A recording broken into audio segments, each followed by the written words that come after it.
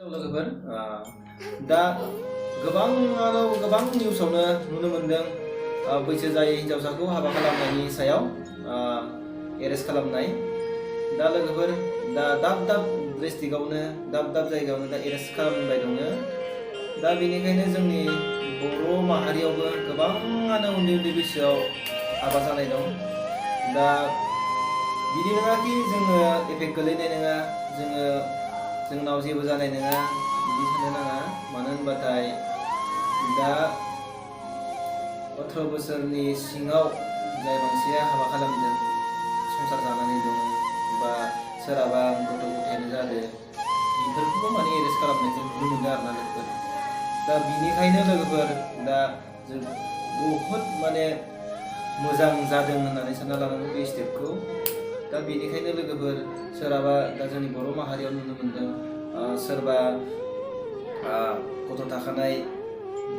हिन्जावफोराबो गारनानै गुबुनजों उन्दै गथ'जोंनो हाबा जानाय नुनो मोनदों आरो न'खर संसारखौ थेर बेथेर जानाय नुनो मोनदों लोगोफोर दा बे स्टेपखौ लानायनि थाखाय जोङो आसामनि मानगोनां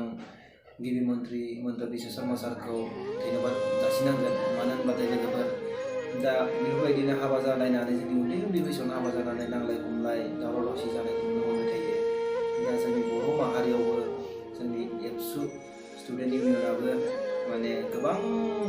मिटिं दावथिङाव माने लेक्सार होनायखौ नुनो मोनो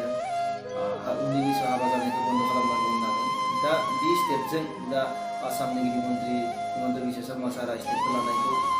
माने साक्सेसफुल बायदि नुनो मोनदों आरोना लोगोफोर दा बिदिब्ला लोगोफोर सोरबाफोर उन्दै बैसोआव हाबा जानो सानदोंब्ला दा बेखौ नोंथांमोना होबथाना लाखिनांगोन गावबा गावनो अब्लासो जोंनि बर' माहारियाव बर' रायजो दानायाव माने गोबां मदद मोनगोन मानो होनबाथाय उन्दै बैसोआव हाबा जानानै नोंनि फरायनाय नोंनि लिरनाय नोंनि साख्रि बाख्रि नागिरनाय बहुद माने गोब्राब जायो लोगोफोर दा बेनिखायनो जोंनि इउजि ब्रह्म सारा मा बुंखो बेखौ नायदो लोगोफोर